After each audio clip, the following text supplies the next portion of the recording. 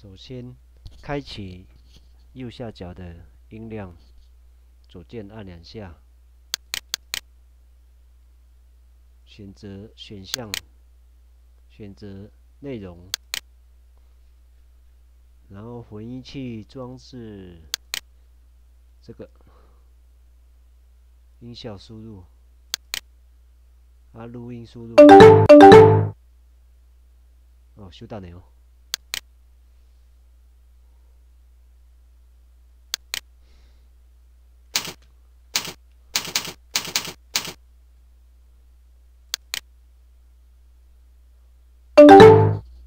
这个麦克风音量，因为我要在教学，所以会给它打勾如果是要用 Flaps 来那个录影的话，那个就不要打勾了其他都不要打勾。OK，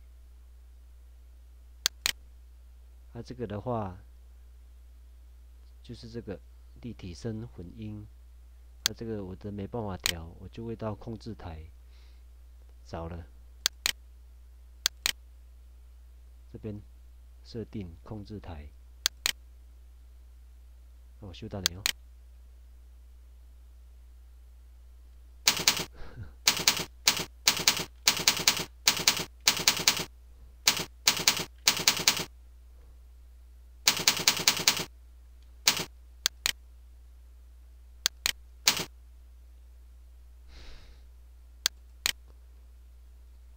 这个锐意高传真音效管理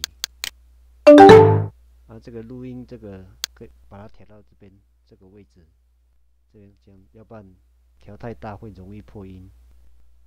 这样子就 OK， 按确定。好，教学就到这边为止，拜拜。